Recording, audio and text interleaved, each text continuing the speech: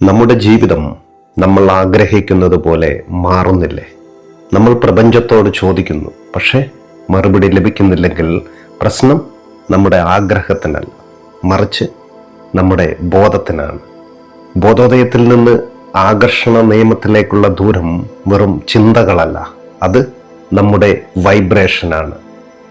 മുല്ല നസറുദ്ദീൻ വീടിനുള്ളിൽ കളഞ്ഞ താക്കോൽ തെരുവ് വിളക്കിന് താഴെ തിരിഞ്ഞതുപോലെ നമ്മൾ സന്തോഷം പുറത്ത് തിരയുകയാണ്, പക്ഷെ താക്കോലിരിക്കുന്നതോ നമ്മുടെ ഉള്ളിലാണ്. പണം, ആരോഗ്യം, സ്നേഹം ഇവയെല്ലാം നമ്മെ തേടി വരുന്ന കാന്തിക കേന്ദ്രമായി എങ്ങനെ മാറാം? ആഗ്രഹവും ആസക്തിയും തമ്മിലുള്ള നേർത്ത നൂൽപ്പാലം എങ്ങനെ മുറിച്ചു കടക്കാം? പരാതിക്കാരനിൽ നിന്ന് എങ്ങനെ ഒരു ആഘോഷിപ്പുകാരനായി മാറാം? ഈ ചോദ്യങ്ങൾക്കെല്ലാം ഉള്ള ഉത്തരമാണ് ദിവ്യബോധം. നമ്മൾ പ്രപഞ്ചത്തിന്റെ ഒരു ഭാഗമല്ല, നമ്മൾ പ്രപഞ്ചം തന്നെയാണ്. ഈ തിരിച്ചറിവിലേക്ക് നമുക്ക് നടക്കാം. കണ്ണുകൾ അടയ്ക്കുക. നമ്മുടെ പുതിയ ജീവിതം ഇവിടെ തുടങ്ങുകയാണ്.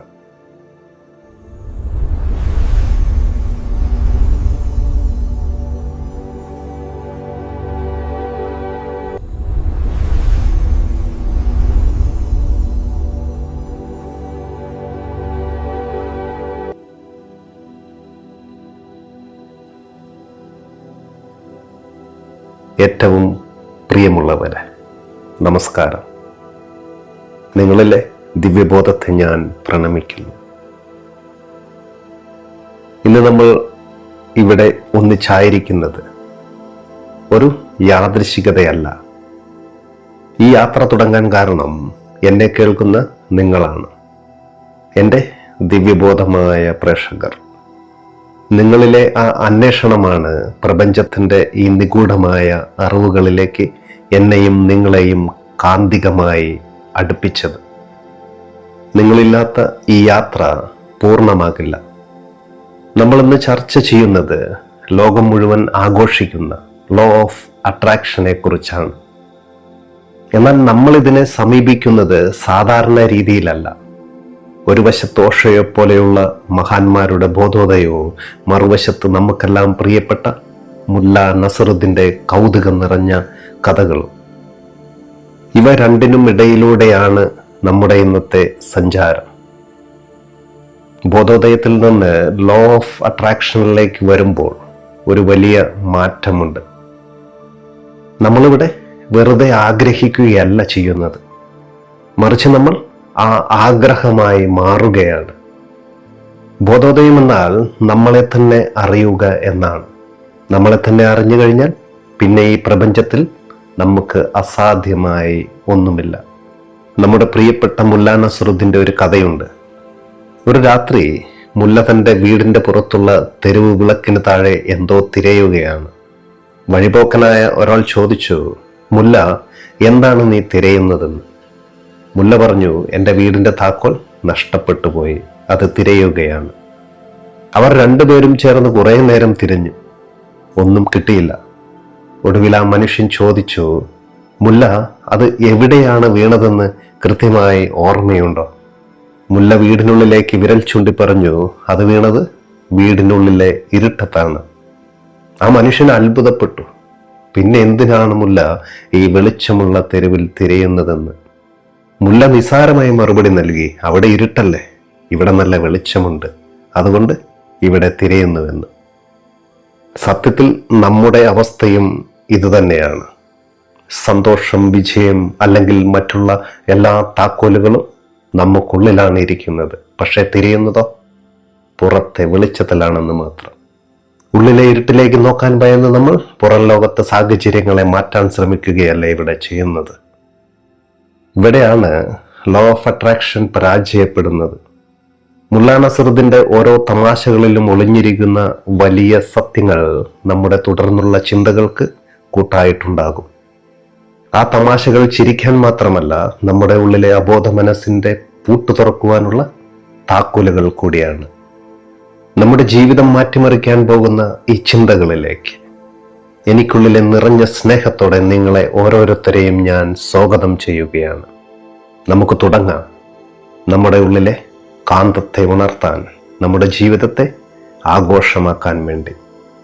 ഏറ്റവും സ്നേഹമുള്ളവരെ, നമ്മൾ ഇന്നിവിടെ ആയിരിക്കുന്നത് ഒരു യാദൃശികതയല്ല. ഈ പ്രപഞ്ചത്തിലൊന്നും യാദൃശികമല്ല. ഒരു ഇല അനങ്ങുന്നതും ഒരു നക്ഷത്രം ഉദിക്കുന്നതും കൃത്യമായ ഒരു താളത്തിനനുസരിച്ചാണ്. നമുക്കുള്ളിലെ ഏതോ ഒരു തീവ്രമായ ആഗ്രഹം, ഒരു അന്വേഷണം നമ്മെ ഈ നിമിഷത്തിലേക്ക് എത്തിച്ചിരിക്കുകയാണ്. ഓഷോ പറയുന്നു, നിങ്ങളൊരു വിത്താണ്.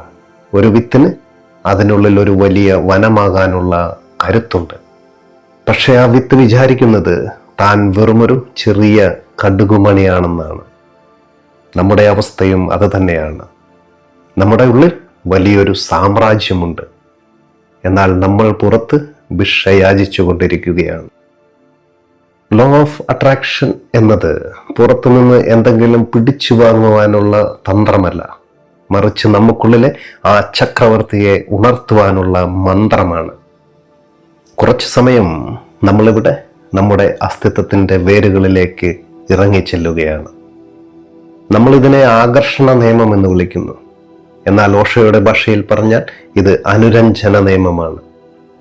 ഒരു ഉദാഹരണത്തിന്, ഒരു മുറിയിൽ 2 വീണകൾ വെച്ചിട്ടുണ്ടെന്ന് കരുതിയാൽ അതിൽ ഒരു വീണയിലെ തന്ത്രിയിൽ നമ്മൾ മീട്ടുമ്പോൾ അടുത്തുള്ള വീണയിലെ അതേ തന്ത്രിയും സ്വയം ശബ്ദിക്കാൻ തുടങ്ങും. ഇതിനെയാണ് അനുരഞ്ജനം എന്ന് വിളിക്കുന്നത്. നമ്മുടെ മനസ്സൊരു പ്രത്യേക ഭാവത്തിലാണെങ്കിൽ, ഉദാഹരണത്തിന് സന്തോഷത്തിലാണെങ്കിൽ, പ്രപഞ്ചത്തിലെ സന്തോഷത്തിൻ്റെ എല്ലാ തന്ത്രികളും നമ്മളോട് ചേർന്ന് പാടാൻ തുടങ്ങും.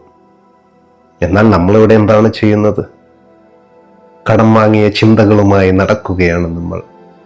അച്ഛൻ പറഞ്ഞ ഭയം, അധ്യാപകർ നൽകിയ പരിമിതികൾ, സമൂഹം നൽകിയ അപകർഷതാബോധം, ഇതെല്ലാം ചേർന്ന് നമ്മുടെ മനസ്സിനെ ഒരു വലിയ ചവറ്റുകുട്ടയാക്കി മാറ്റിയിരിക്കുകയാണ് നമ്മൾ. ഈ ചവറ്റുകുട്ടയുമായി നടന്നിട്ട് നമ്മൾ ഈ പ്രപഞ്ചത്തോട് എനിക്ക് സ്വർണം തരൂ എന്ന് ചോദിച്ചാൽ പ്രപഞ്ചം എങ്ങനെ അത് തരും? നമുക്ക് ലഭിക്കുന്നത് സ്വർണമായാലും അത് ചവറ്റുകുട്ടയിൽ വീഴുമ്പോൾ മലിനമാകും. അതുകൊണ്ട് തന്നെ ആദ്യം നമുക്ക് വേണ്ടത് ശുദ്ധീകരണമാണ്. നോക്കൂ, നമ്മുടെ ചിന്തകൾ വെറും വാക്കുകളല്ല, അവ ഇലക്ട്രോ മാഗ്നറ്റിക് തരംഗങ്ങളാണ്. ഓരോ തവണ നമ്മൾ എനിക്ക് കഴിയില്ല എന്ന് പറയുമ്പോഴും പ്രപഞ്ചത്തിന്റെ വിശാലമായ വിഭവങ്ങളിലേക്ക് ഒരു മതിൽ പണിയുകയാണ് നമ്മൾ ചെയ്യുന്നത്. മഹാനായ ലാവോട്സു പറഞ്ഞത് ഈ സന്ദർഭത്തിൽ ഓർക്കാം നമുക്ക്. നിങ്ങളുടെ ചിന്തകളെ ശ്രദ്ധിക്കുക, അവ വാക്കുകളായി മാറും. നിങ്ങളുടെ വാക്കുകളെ ശ്രദ്ധിക്കുക, അവ പ്രവൃത്തികളായി മാറും. നിങ്ങളുടെ പ്രവൃത്തികളെ ശ്രദ്ധിക്കുക, അവ നിങ്ങളുടെ വിധിയായി മാറുമെന്ന്.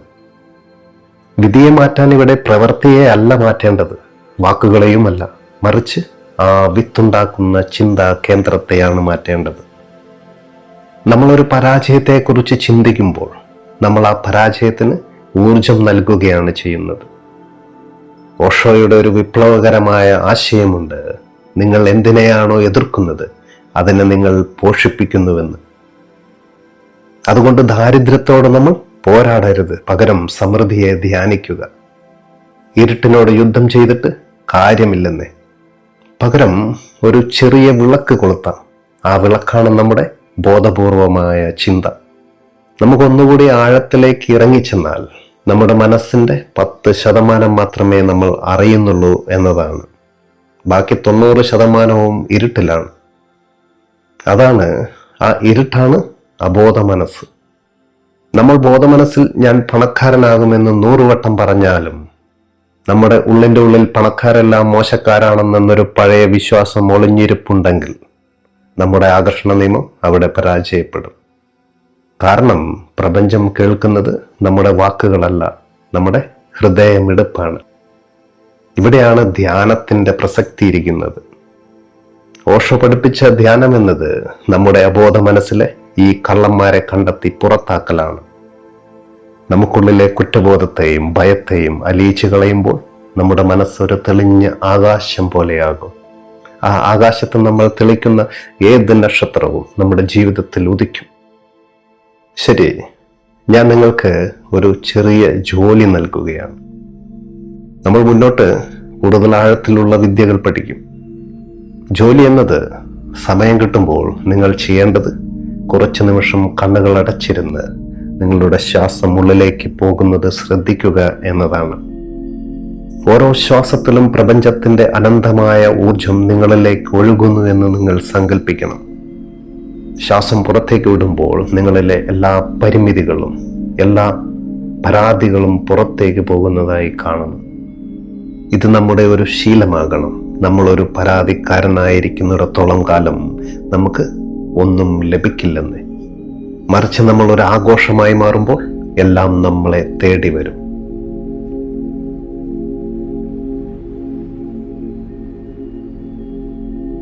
പലപ്പോഴും ആത്മീയത പണത്തിനെതിരാണെന്നുള്ളൊരു തെറ്റായ ധാരണയുണ്ട്. എന്നാൽ ഓഷോ പറയുന്നത് ദാരിദ്ര്യമൊരു പുണ്യമല്ല എന്നാണ്, അതൊരു രോഗമാണെന്നാണ്. പണം എന്നത് വെറുമൊരു കടലാസല്ല, അത് പ്രപഞ്ചത്തിലെ ഒരു ഊർജമാണ്. നമ്മൾ പണത്തെ വെറുക്കുകയോ അത് തിന്മയാണെന്ന് വിശ്വസിക്കുകയോ ചെയ്താൽ ലോ ഓഫ് അട്രാക്ഷൻ ഒരിക്കലും നമ്മിലേക്ക് പണത്തെ എത്തിക്കില്ല. കാരണം നമ്മൾ എന്തിനെയാണോ ആഴത്തിൽ വെറുക്കുന്നത് അതിൽ നമ്മിൽ നിന്ന് അകന്നു പോകും. ഒരു അതിഥി നമ്മുടെ വീട്ടിൽ വരുമ്പോൾ നമ്മൾ അയാളെ മോശക്കാരനായി കണ്ടാൽ അയാൾ അവിടെ നിൽക്കുമോ? ഒരിക്കലും നിൽക്കില്ല. പണവും അതുപോലെയാണ്. സമൃദ്ധിയെ സ്നേഹിക്കുന്നവരിലേക്ക് സമൃദ്ധി ഒഴുകി വരും. നമ്മുടെ മുല്ലാ നസറുദ്ദീൻ പള്ളിയിൽ പോയി എന്നും പ്രാർത്ഥിക്കുമായിരുന്നു, ദൈവമേ എനിക്ക് ലോട്ടറി അടിപ്പിച്ചു തരൂ എന്ന്. ആഴ്ചകൾ കഴിഞ്ഞു, മാസങ്ങൾ കഴിഞ്ഞു. മുല്ലയുടെ പ്രാർത്ഥന തുടർന്നുകൊണ്ടേയിരുന്നു. ഒടുവിൽ സഹികെട്ട് ആകാശത്തു നിന്നൊരു ശബ്ദം കേട്ടു, മുല്ല, നീ ആദ്യം പോയി ഒരു ലോട്ടറി ടിക്കറ്റ് എടുക്ക്. ടിക്കറ്റ് പോലും എടുക്കാതെ ഞാൻ എങ്ങനെയാണ് നിനക്ക് സമ്മാനം തരുന്നതെന്ന്. പ്രിയമുള്ളവരെ, നമ്മളിൽ പലരും ഇങ്ങനെയാണ്. നമുക്ക് പണം വേണം, പക്ഷെ ആ പണം വരാനുള്ള വഴികൾ നമ്മൾ തുറന്നിടാറില്ല. അതിലും പ്രധാനം എന്നത് ഞാനിതിന് അർഹനാണ് എന്ന ബോധം നമുക്ക് ഇല്ല എന്നതാണ്. ലോ ഓഫ് അട്രാക്ഷൻ പ്രവർത്തിക്കുന്നത് നമ്മുടെ ആഗ്രഹത്തിന്മേലല്ല, മറിച്ച് നമ്മുടെ അർഹതയിലാണ്. നമ്മളൊരു വലിയ പാത്രവുമായി കടലിൽ പോയാൽ നമുക്ക് ധാരാളം വെള്ളം കിട്ടും. ഒരു ചെറിയ സ്പൂണുമായി പോയാലോ കടൽ എത്ര വലുതായാലും നമുക്കൊരു സ്പൂൺ വെള്ളം മാത്രമേ കിട്ടൂ. നമ്മുടെ അർഹതാബോധം എത്രത്തോളമുണ്ടോ അത്രയുമേ പ്രപഞ്ചം നമുക്ക് നൽകൂ എന്ന് സാരം. ഇനി നമുക്ക് ആരോഗ്യത്തെക്കുറിച്ച് നോക്കാം. ഓഷോ പറയുന്ന ഒരു പ്രധാന കാര്യമെന്നത് ശരീരം മനസ്സിന്റെ പുറംഭാഗമാണ്, മനസ്സ് ശരീരത്തിന്റെ അകത്തെ ഭാഗവുമാണെന്നാണ്. നമുക്കുള്ളിൽ ദേഷ്യമോ പകയോ അസൂയയോ കെട്ടിക്കിടക്കുന്നുണ്ടെങ്കിൽ ലോ ഓഫ് അട്രാക്ഷൻ വഴി നമ്മൾ രോഗങ്ങളെയാണ് ആകർഷിക്കുക. നമ്മൾ എപ്പോഴും നമ്മുടെ രോഗത്തെക്കുറിച്ച് സംസാരിക്കുകയും അതിനെക്കുറിച്ച് ഉത്കണ്ഠപ്പെടുകയും ചെയ്യുമ്പോൾ നമ്മൾ പ്രപഞ്ചത്തോട് പറയുകയാണ്, എനിക്ക് ഈ രോഗത്തെ വലിയ ഇഷ്ടമാണെന്ന്, ഇത് എന്നോടൊപ്പം തന്നെ ഇരിക്കട്ടെ എന്ന്. എൻ്റെ മാതാവ് എൻ്റെ ഓർമ്മയിൽ ദിവസവും ഇൻഹേലർ ഉപയോഗിക്കുകയും ടാബ്ലറ്റ് കഴിക്കുകയും ചെയ്യുമായിരുന്നു. ഒരു ദിവസം ഇതില്ലെങ്കിൽ വലിവും നെഞ്ചരിച്ചിലും വർദ്ധിക്കും. വലിവെന്നാൽ ഭീകരമായ അവസ്ഥയാണ്, കാണുന്നവർക്കതറിയാം. ഇപ്പോൾ എൻ്റെ മാതാവിന് നല്ല ഓർമ്മക്കുറവുണ്ട്. സത്യത്തിൽ എന്നെ അത്ഭുതപ്പെടുത്തിയ കാര്യം അമ്മ ഇപ്പോൾ ഈ മരുന്നുകളൊന്നും ഉപയോഗിക്കാറില്ല എന്നതാണ്. ഇപ്പോൾ വലിവുമില്ല, നെഞ്ചരിച്ചിലുമില്ല. സത്യത്തിൽ ഓർമ്മയുണ്ടായിരുന്ന സമയത്ത് ഇതെല്ലാം എൻ്റെ മാതാവ് ആകർഷിക്കുകയായിരുന്നു. ഈ അവസ്ഥയിൽ നിന്ന് മാറാനായി പ്രത്യേകം പ്രോഗ്രാമുകളൊന്നും എൻ്റെ അമ്മ ചെയ്തിട്ടില്ല. പക്ഷെ മനസ്സവിടെ നഷ്ടപ്പെട്ടപ്പോൾ അമ്മയുടെ രോഗങ്ങളും തനിയെ ഇല്ലാതായി. സംഭവം നമുക്ക് മനസ്സിലാക്കാൻ കഴിയും, ഇതെല്ലാം അമ്മയുടെ സൃഷ്ടിയായിരുന്നു. ഇവിടെയാണ് സങ്കല്പം വരുന്നത്. നമ്മൾ രോഗിയാണെങ്കിൽ പോലും ഞാൻ പൂർണ്ണ ആരോഗ്യവാനാണെന്ന് ഓരോ കോശത്തോടും നമ്മൾ പറയണം. ഓർക്കുക, നമ്മുടെ ശരീരം നമ്മുടെ വാക്കുകൾ കേൾക്കുന്നുണ്ടെന്നുള്ള സത്യം നമ്മൾ തിരിച്ചറിയണം. അതുപോലെ നമുക്കുള്ളിലെ സന്തോഷമാണ് ഏറ്റവും വലിയ ഔഷധം. പ്രിയമുള്ളവരെ, ലോ ഓഫ് അട്രാക്ഷന്റെ മാന്ത്രിക താക്കോൽ എന്നത് കൃതജ്ഞതയാണ്. നമുക്കറിയാം, പലരും എനിക്ക് അതില്ല ഇതില്ല എന്ന പരാതികളിലാണ് ജീവിക്കുന്നത്. സത്യത്തിൽ ഈ പരാതി പറയുന്നവർ ഉള്ളതിനെ കൂടി നഷ്ടപ്പെടുത്തുകയാണ് ചെയ്യുന്നത്. ഓഷോയുടെ ഒരു നിരീക്ഷണമുണ്ട്, അദ്ദേഹം പറയുന്നു, നിങ്ങൾ കൃതജ്ഞതയുള്ളവരായിരിക്കുമ്പോൾ നിങ്ങൾ പ്രപഞ്ചവുമായി വിന്യസിക്കപ്പെടുകയാണെന്ന്. അതിനായി ഇപ്പോൾ നമ്മുടെ കയ്യിലുള്ള ഒരു ചെറിയ കാര്യത്തിന് പോലും നന്ദി പറഞ്ഞു തുടങ്ങണം നമ്മൾ. അതായത്, എനിക്ക് ശ്വസിക്കാൻ ശ്വാസമുണ്ട്, കാണാൻ കണ്ണുണ്ട്, ഇരിക്കാൻ ഒരിടമുണ്ട്. അതിനെല്ലാം നന്ദി പറയാം നമുക്ക്. ഈ നന്ദി പറച്ചിൽ നമുക്കുള്ളിലെ വൈബ്രേഷനെ മാറ്റിമറിക്കും. ഒരു പരാതിക്കാരനിൽ നിന്ന് നമ്മൾ ഒരു സ്വീകർത്താവായി മാറുകയാണ് ഇവിടെ. അപ്പോൾ ഈ പ്രപഞ്ചം നമ്മിലേക്ക് കൂടുതൽ അനുഗ്രഹങ്ങൾ ഒഴുക്കാൻ തുടങ്ങും. ശരി, നമുക്ക് ചെറിയൊരു ടെക്നിക്ക് മനസ്സിലാക്കാം. നിങ്ങൾ ഫ്രീ ആയി ഇരിക്കുന്ന സമയത്ത് കണ്ണുകളടച്ച് നിങ്ങളുടെ കയ്യിൽ ഇപ്പോൾ ആവശ്യത്തിന് പണമുണ്ടെന്ന് സങ്കല്പിക്കണം. ആ പണം കൊണ്ട് നിങ്ങൾ മറ്റുള്ളവരെ സഹായിക്കുന്നതെല്ലാം സങ്കല്പിക്കാവുന്നതാണ്. അപ്പോൾ നിങ്ങളിൽ ഉണ്ടാകുന്ന ആ സന്തോഷത്തെ അനുഭവിച്ചു കൊണ്ടിരിക്കണം. കൂടെ നിങ്ങളുടെ ശരീരം പ്രകാശപൂർണമായ ആരോഗ്യത്തോടെ ഇരിക്കുന്നതും കണ്ടുകൊണ്ടിരിക്കണം. ഞാൻ സമൃദ്ധിയാണ്, ഞാൻ ആരോഗ്യമാണെന്ന് പതുക്കെ മന്ത്രിച്ചുകൊണ്ടിരിക്കുന്നു. ഓർക്കുക, നമ്മളിവിടെ പ്രപഞ്ചത്തോട് യാചിക്കുകയല്ല, മറിച്ച് നമ്മുടെ അവകാശത്തെ തിരിച്ചറിയുകയാണ് ചെയ്യുന്നത്. ഈ പരിശീലനം നിങ്ങൾക്ക് ഇഷ്ടമുള്ള സമയത്ത് ഇഷ്ടമുള്ളത്രയും ചെയ്യാം.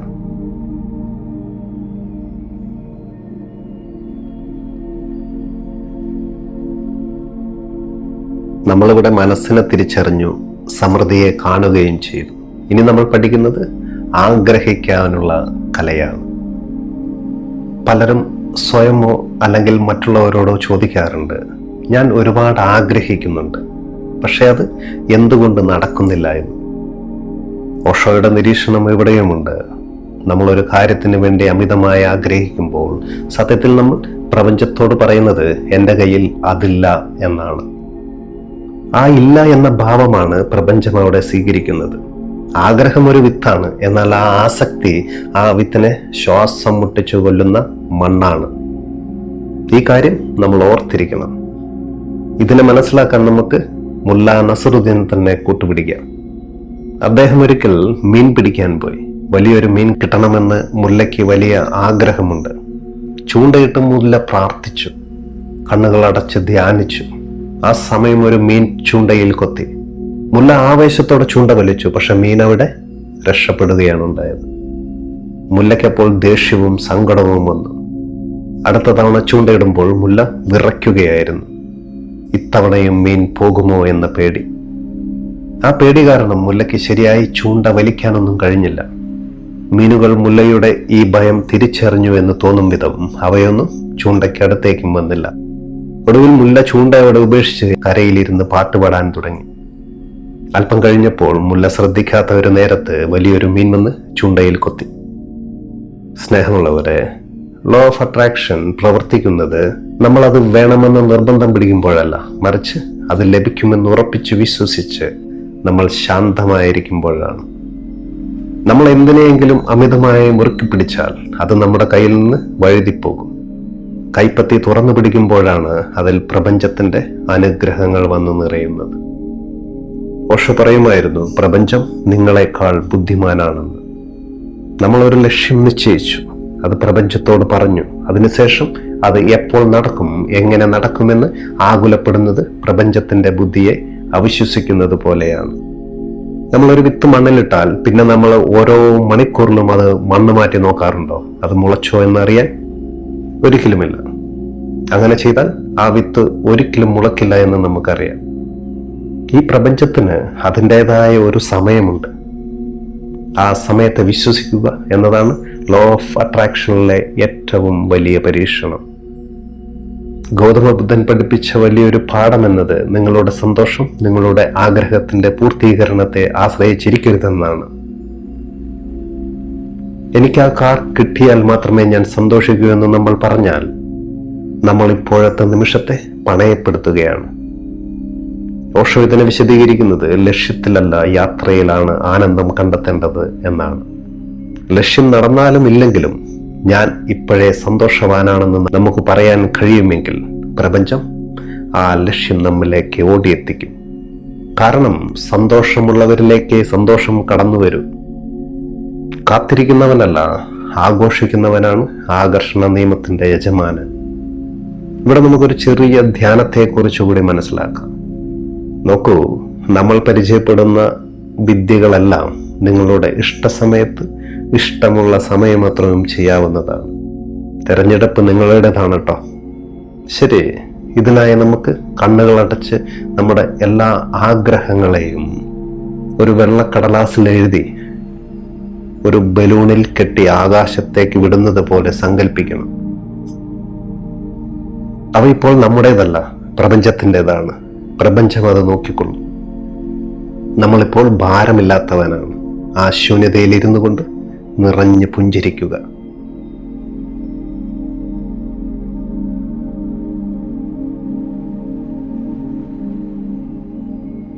ഈ പ്രപഞ്ചത്തിന് മലയാളമോ ഇംഗ്ലീഷോ മറ്റു ഭാഷകളോ അറിയില്ല. പ്രപഞ്ചത്തിന് അറിയാവുന്ന ഒരേ ഒരു ഭാഷ എന്നത് നമ്മുടെ വികാരങ്ങളാണ്.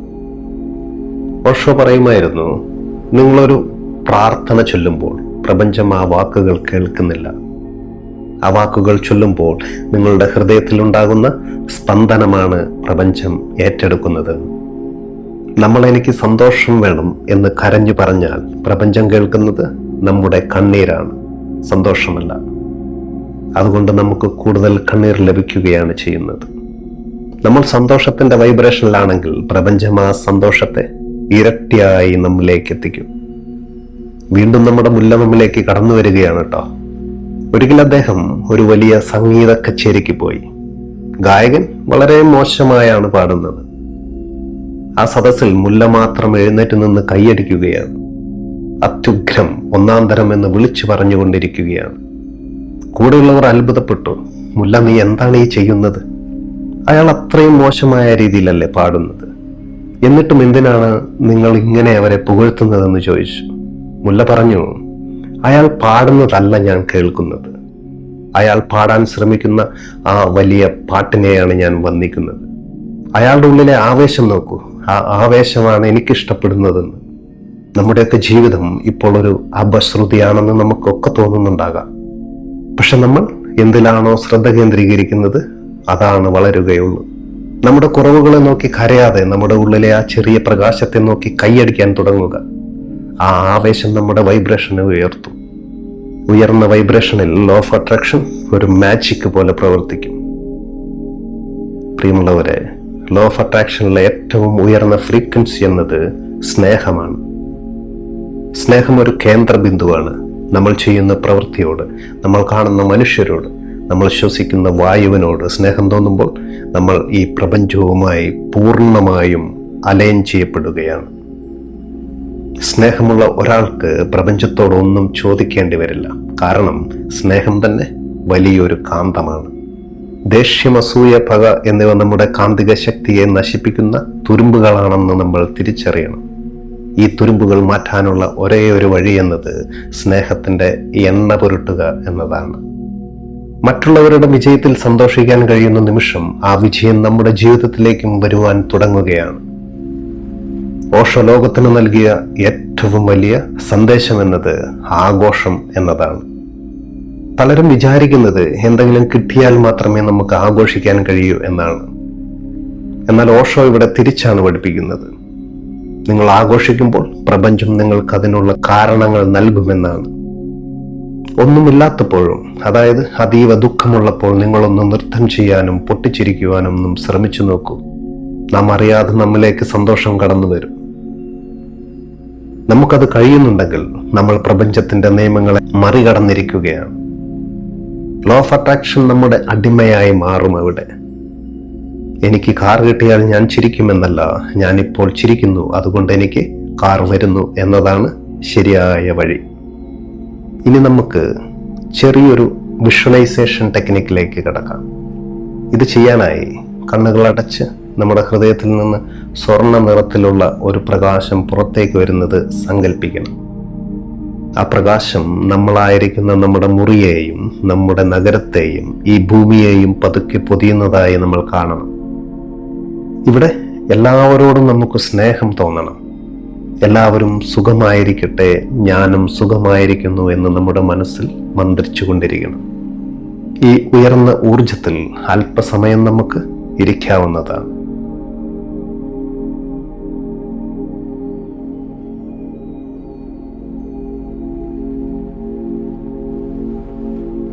പലരും പറയാറുണ്ട്, ഞാൻ ഒരുപാട് കഷ്ടപ്പെടുന്നുണ്ട്, പ്രാർത്ഥിക്കുന്നുണ്ട്, എന്നിട്ടും എനിക്കൊന്നും കിട്ടുന്നില്ല എന്ന്. ഓഷോ ഇതിനൊരു മറുപടി നൽകുന്നത് ഈ പ്രപഞ്ചം പരാതിക്കാരെ ഇഷ്ടപ്പെടുന്നില്ല എന്നതാണ്. നമ്മൾ എന്തിനെങ്കിലും കുറിച്ച് പരാതിപ്പെടുമ്പോൾ നമ്മൾ ആ കുറവിനെ ധ്യാനിക്കുകയാണ് ചെയ്യുന്നത്. നമ്മൾ പ്രപഞ്ചത്തോട് പറയുകയാണ്, എൻ്റെ കയ്യിൽ ഇതില്ല. അപ്പോൾ പ്രപഞ്ചം പറയുന്നു, ശരിയാണ്, നിനക്ക് ഇനിയും അത് ഇല്ലാതിരിക്കട്ടെ എന്ന്. എന്നാൽ നമുക്കുള്ള ചെറിയ കാര്യത്തിന് നന്ദി പറഞ്ഞു നോക്കൂ. അതായത്, എനിക്ക് ശ്വസിക്കാൻ വായു നൽകിയതിന് നന്ദി, ഈ നിമിഷം ജീവനോടെ ഇരിക്കുന്നതിന് നന്ദി. ആ നിമിഷം നമ്മൾ ഒരു അപാവബോധത്തിൽ നിന്ന് സമൃദ്ധി ബോധത്തിലേക്ക് മാറുകയാണ്. പ്രിയമുള്ളവരെ, കൃതജ്ഞതയാണ് സമൃദ്ധിയുടെ വാതിൽ തുറക്കുന്ന താക്കോൽ. മുല്ല നസറുദ്ദീൻ ഒരു കടുത്ത സാമ്പത്തിക പ്രതിസന്ധിയിലായിരിക്കുന്ന സമയത്ത് മുല്ല പള്ളിയിൽ പോയി കരഞ്ഞു പ്രാർത്ഥിക്കുകയാണ്. ദൈവമേ, എനിക്ക് കൃത്യം 100 രൂപ വേണം, 1 രൂപ പോലും കുറയരുത്, കുറഞ്ഞാൽ ഞാൻ അത് വാങ്ങില്ല. ഇത് കേട്ടുനിന്ന് ഒരാൾ മുല്ലയെ പരീക്ഷിക്കാൻ തീരുമാനിച്ചു. അയാൾ മുല്ലയുടെ കയ്യിൽ 99 രൂപ കൊടുത്തു. മുല്ല അത് എണ്ണി നോക്കി, എന്നിട്ട് ആകാശം നോക്കി പുഞ്ചിരിച്ചുകൊണ്ട് പറഞ്ഞു, ദൈവമേ, നീ എത്ര ദയാലുവാണ്, ബാക്കി 1 രൂപ നീ നിന്റെ കയ്യിൽ കമ്മീഷനായി വെച്ചുകൊള്ളു, എനിക്ക് കുഴപ്പമില്ല, നിന്റെ ഈ സമ്മാനത്തിന് ഒത്തിരി നന്ദിയെന്ന്. സുഹൃത്തുക്കളെ, മുല്ലയുടെ ആ മനോഭാവത്തെ ഒന്ന് നോക്കിയാൽ 1 രൂപ കുറഞ്ഞതിൽ അയാൾ സങ്കടപ്പെട്ടില്ല, മറിച്ച് 99 രൂപ കിട്ടിയതിൽ അയാൾ നന്ദി പറഞ്ഞു. നമ്മൾ പലപ്പോഴും 99 അനുഗ്രഹങ്ങൾ കയ്യിലിരിക്കുമ്പോഴും ഇല്ലാത്ത ആ 1 രൂപയെ ഓർത്ത് കരയുന്നവരാണ്. ആ കരച്ചിൽ നിർത്തുന്ന നിമിഷം ബാക്കി ആ 1 രൂപയും നമ്മെ തേടി വരും. ഈ പ്രപഞ്ചം നന്ദിയുള്ളവർക്ക് മാത്രമേ കൂടുതൽ നൽകൂ. ലോ ഓഫ് അട്രാക്ഷനിലെ 2ാമത്തെ ഘടകം എന്നത് വിശ്വാസം എന്നതാണ്. ഓഷോ പറയുമായിരുന്നു, പ്രപഞ്ചം നിങ്ങളെ സ്നേഹിക്കുന്നു, അത് നിങ്ങളെ ഒരിക്കലും തനിച്ചാക്കില്ല എന്ന്. നമ്മളൊരു വിമാനത്തിൽ കയറുമ്പോൾ പൈലറ്റിനെ അറിയാഞ്ഞിട്ടും നമ്മൾ സീറ്റിലിരുന്ന് ഉറങ്ങും. കാരണം അയാൾ ലക്ഷ്യസ്ഥാനത്ത് നമ്മെ എത്തിക്കുമെന്ന് നമ്മൾ വിശ്വസിക്കുന്നത് കൊണ്ടാണത്. എന്നാൽ ജീവിതത്തിന്റെ കാര്യത്തിൽ നമുക്ക് ആ വിശ്വാസമില്ല. ഉണ്ടോ? നാളെ എന്ത് സംഭവിക്കുമെന്ന ഉത്കണ്ഠയാണ് നമ്മെ ഭരിക്കുന്നത്. ലോ ഓഫ് അട്രാക്ഷൻ പ്രവർത്തിക്കാൻ നമ്മൾ പ്രപഞ്ചത്തിന്റെ ബുദ്ധിയിൽ പൂർണ്ണമായും വിശ്വസിക്കേണ്ടതുണ്ട്. എനിക്ക് ഏറ്റവും നല്ലത് മാത്രമേ സംഭവിക്കൂ എന്ന ഉറച്ച വിശ്വാസം നമ്മുടെ DNA വരെ മാറ്റാൻ കെൽപ്പുള്ളതാണ്. യേശുക്രിസ്തു പറഞ്ഞ ഒരു വാചകം ഓഷോ പലപ്പോഴും ഉദ്ധരിക്കാറുണ്ട്. അത് ഇപ്രകാരമാണ്, ഉള്ളവന് നൽകപ്പെടും, ഇല്ലാത്തവനിൽ നിന്ന് ഉള്ളതുകൂടി എടുക്കപ്പെടുമെന്ന്. ആദ്യമായി ഈ വചനം കേൾക്കുമ്പോൾ ഇത് ക്രൂരതയായി തോന്നാം. എന്നാൽ ആത്മീയമായി ഇതിനൊരു വലിയ അർത്ഥമുണ്ട്. ഉള്ളവനെന്നാൽ ഉള്ളതുകൊണ്ട് നന്ദിയുള്ളവൻ എന്നാണ് അർത്ഥം.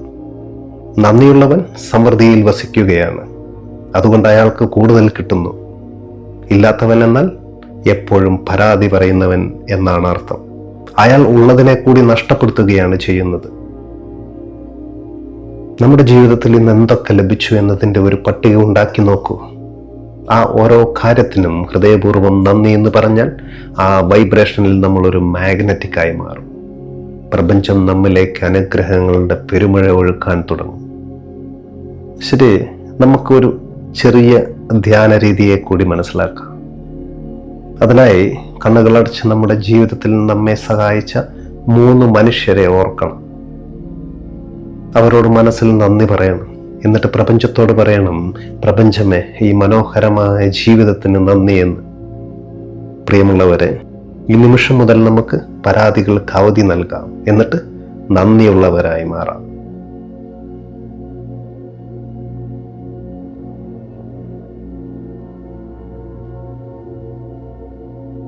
നമ്മളിപ്പോൾ പല പല കാര്യങ്ങൾ ചർച്ച ചെയ്തു, അല്ലേ? മനസ്സ്, പണം, സ്നേഹം, കൃതജ്ഞത എന്നിവയല്ല. എന്നാൽ ഇനി നമ്മൾ ആ വലിയ സത്യം തിരിച്ചറിയാൻ പോകുകയാണ്. ഓഷോ പറയുമായിരുന്നു, നീ കടലിലെ ഒരു തുള്ളിയല്ല, നീ ഒരു തുള്ളിയിലെ കടലാണെന്ന്. ലോ ഓഫ് അട്രാക്ഷൻ പരാജയപ്പെടുന്നത് എപ്പോഴാണെന്ന് നിങ്ങൾക്കറിയാമോ? ഞാൻ വേറെ പ്രപഞ്ചം വേറെ എന്ന് നമ്മൾ ചിന്തിക്കുമ്പോഴാണ് അത് സംഭവിക്കുന്നത്. നമ്മൾ പ്രപഞ്ചത്തോട് ചോദിക്കുമ്പോൾ സത്യത്തിൽ നമ്മൾ നമ്മളോട് തന്നെയാണ് ചോദിക്കുന്നത്. നമ്മൾ ഈ പ്രപഞ്ചത്തിന്റെ ഒരു ഭാഗമല്ല, നമ്മൾ ഈ പ്രപഞ്ചം തന്നെയാണ്. ഈ തിരിച്ചറിവുണ്ടാകുമ്പോൾ ചോദിക്കുന്നതിന് മുൻപേ പ്രപഞ്ചം അത് നൽകി തുടങ്ങും. കാരണം കൈവേദനിക്കുമ്പോൾ തലച്ചോററിയുന്നത് പോലെ നമ്മുടെ ഓരോ ആവശ്യവും ഈ പ്രപഞ്ചം അറിയുന്നുണ്ട്. നസറുദ്ദീനെ ഒന്നുകൂടെ നമുക്ക് കൊണ്ടുവരാം. മുല്ല നസറുദ്ദീൻ ഒരു വലിയ മരത്തിന് താഴെ കിടന്നുറങ്ങുമ്പോൾ പെട്ടെന്നൊരു വലിയ കാറ്റടിച്ചു. മരത്തിലെ ഒരു കൊമ്പ് മുല്ലയുടെ മുകളിൽ വീഴാൻ പോയി. മുല്ല ചാടി എഴുന്നേറ്റിട്ട് ദൈവത്തോട് പരാതിപ്പെട്ടു. ദൈവമേ, നീ എന്തിനാണ് എന്നെ ഇങ്ങനെ ഉപദ്രവിക്കുന്നത്? ഞാൻ നിന്നെ അത്രമാത്രം വിശ്വസിച്ചതല്ലേ. ഇതെല്ലാം കഴിഞ്ഞ് അല്പം കഴിഞ്ഞപ്പോൾ മുല്ല ശാന്തനായി. അയാൾ ആ മരത്തിനെ കെട്ടിപ്പിടിച്ചു പറഞ്ഞു, ക്ഷമിക്കണം ദൈവമേ, കാറ്റടിച്ചത് നീയാണ്, മരം വീഴ്ത്തിയതും നീയാണ്, എന്നെ ചാടി എഴുന്നേൽപ്പിച്ചതും നീ തന്നെയാണ്. അപ്പോൾ പിന്നെ ആരോടാണ് ഞാൻ പരാതിപ്പെടുന്നതെന്ന്? എല്ലാം നീ തന്നെയല്ലേ എന്ന്. സ്നേഹമുള്ളവരെ, നമ്മുടെ ജീവിതത്തിൽ സംഭവിക്കുന്ന തടസ്സങ്ങളും വിജയങ്ങളുമെല്ലാം ആ ഒരൊറ്റ ശക്തിയുടെ ലീലകളാണ്. എല്ലാം നന്മയ്ക്കായി സംഭവിക്കുന്നു എന്ന് വിശ്വസിക്കുമ്പോൾ നമ്മൾ ഈ പ്രപഞ്ചത്തിന്റെ താളത്തിനൊപ്പം ഒഴുകാൻ തുടങ്ങും. ആ ഒഴുക്കിൽ നമ്മൾ എവിടെ എത്തണമോ അവിടെ പ്രപഞ്ചം നമ്മെ എത്തിക്കും. ഇതിനെയാണ് ഓഷോ സമുദ്രത്തിലേക്ക് ലയിക്കുന്ന നദി എന്ന് വിശേഷിപ്പിച്ചത്. നമ്മുടെ ഉപനിഷത്തുക്കൾ പറയുന്ന മഹാവാക്യമാണല്ലോ തത്വമസി എന്നത്. അതായത് അത് നീയാകുന്നുവെന്ന്. ലോ ഓഫ് അട്രാക്ഷന്റെ പരമമായ അവസ്ഥയും ഇതാണ്. നമ്മൾ ഒരു ആഗ്രഹത്തെക്കുറിച്ച് ചിന്തിക്കുമ്പോൾ ആ ആഗ്രഹം പ്രപഞ്ചത്തിന്റെ ആഗ്രഹമായി മാറണം. ഓഷോയുടെ ഒരു രഹസ്യമുണ്ട്. നിങ്ങളുടെ അഹങ്കാരം ഇല്ലാതാകുമ്പോൾ പ്രപഞ്ചം നിങ്ങളുടെ ചുമതല ഏറ്റെടുക്കുമെന്ന്. എനിക്കിത് വേണം എന്നതിന് പകരം പ്രപഞ്ചമേ നിന്റെ ഇഷ്ടം എന്നിലൂടെ നടക്കട്ടെ എന്ന് പറയാൻ കഴിയുന്നവനാണ് യഥാർത്ഥ മാന്ത്രികൻ. അങ്ങനെയുള്ള ഒരാൾക്ക് വേണ്ടി പ്രപഞ്ചം നിയമങ്ങൾ പോലും മാറ്റി എഴുതും. കാരണം അവൻ പ്രപഞ്ചത്തിന്റെ പ്രിയപ്പെട്ട മകനോ മകളോ ആയി മാറിയിരിക്കുകയാണ്. ഇത്ര നേരം നമ്മൾ പങ്കുവെച്ച ചിന്തകളുടെ സാരം ഇതാണ്. നിങ്ങൾ എന്താണോ സങ്കല്പിക്കുന്നത് അത് സംഭവിക്കും. പക്ഷെ അതൊരു കടമയായി ചെയ്യരുത്. ഒരു കുട്ടിയെ പോലെ കളിയായി ചെയ്യുക. രമണ മഹർഷി പറയുമായിരുന്നു, നിങ്ങൾ ആരാണെന്ന് തിരയുക. നിങ്ങൾ ആരാണെന്ന് കണ്ടെത്തുമ്പോൾ നിങ്ങൾക്ക് വേണ്ടതെല്ലാം നിങ്ങളെ തേടി വരുമെന്ന്. ഈ ലോകത്തെ മാറ്റാൻ നമ്മൾ ശ്രമിക്കരുത്. പകരം നമ്മെ തന്നെ മാറ്റുക. നമ്മൾ മാറുമ്പോൾ ഈ ലോകവും മാറും. നമ്മൾ സന്തോഷവാനാകുമ്പോൾ ലോകം മുഴുവൻ സന്തോഷമുള്ളതായി നമുക്ക് തോന്നും. ലോ ഓഫ് അട്രാക്ഷൻ എന്നത് വെറും ഒരു ടെക്നിക്കല്ല, അതൊരു ജീവിത രീതിയാണ്. അവസാനമായി ഒരു ധ്യാന രീതി കൂടി മനസ്സിലാക്കിയതിന് ശേഷം നമ്മുടെ ലോ ഓഫ് അട്രാക്ഷന്റെ ആദ്യ ഭാഗം നമുക്ക് ഇവിടെ അവസാനിപ്പിക്കാം. ഇതിനായി നമുക്ക് കണ്ണുകളടച്ച് ശാന്തമായിരുന്നതിന് ശേഷം നമ്മുടെ ശരീരം അലിഞ്ഞു പോകുന്നതായിട്ട് സങ്കല്പിക്കണം. കൂടെ നമ്മുടെ മനസ്സും അലിഞ്ഞു പോകട്ടെ. നമ്മൾ അനന്തമായ ആകാശമായി മാറുകയാണ് ഇവിടെ. നക്ഷത്രങ്ങളും ഗ്രഹങ്ങളും സൂര്യനുമെല്ലാം നമ്മുടെ ഉള്ളിലാണ്. നമ്മൾ പ്രകാശമാണ്, നമ്മൾ സ്നേഹമാണ്, നമ്മൾ സമൃദ്ധിയാണ്. കുറച്ചു നേരം അങ്ങനെ ഇരുന്നതിന് ശേഷം ലോ ഓഫ് അട്രാക്ഷൻ ഇപ്പോൾ നമ്മുടെ ശ്വാസമായി മാറിയിരിക്കുകയാണ് എന്ന ബോധത്തോടെ പുതിയൊരു മനുഷ്യനായി നിങ്ങൾക്ക് കണ്ണു തുറന്ന് എഴുന്നേൽക്കാവുന്നതാണ്. പ്രിയമുള്ളവരെ, കുറച്ചു സമയമായി നമ്മൾ സഞ്ചരിച്ചത് വാക്കുകളിലൂടെ മാത്രമല്ല, നമ്മുടെ തന്നെ ബോധത്തിന്റെ ആഴങ്ങളിലൂടെയാണ്. മനസ്സെങ്ങനെ ഒരു കണ്ണാടിയാകുന്നുവെന്നും മുല്ല നസറുദ്ദീൻ പുറത്തു തിരഞ്ഞ ആ താക്കോൽ എങ്ങനെ നമ്മുടെ ഉള്ളിൽ കണ്ടെത്താമെന്നും നമ്മൾ തിരിച്ചറിഞ്ഞു. ഓഷോ പറയുന്നത്, യാത്രയുടെ ആദ്യപടി ശരിയാണെങ്കിൽ ലക്ഷ്യം പകുതി ദൂരം പിന്നിട്ട് കഴിഞ്ഞു എന്നാണ്. ഇന്ന് നമ്മൾ ചെയ്തത് ആ ആദ്യത്തെ ചുവടുവെപ്പാണ്. നമുക്കുള്ളിലെ കാന്തിക ശക്തിയെ നമ്മൾ തിരിച്ചറിഞ്ഞു കഴിഞ്ഞു.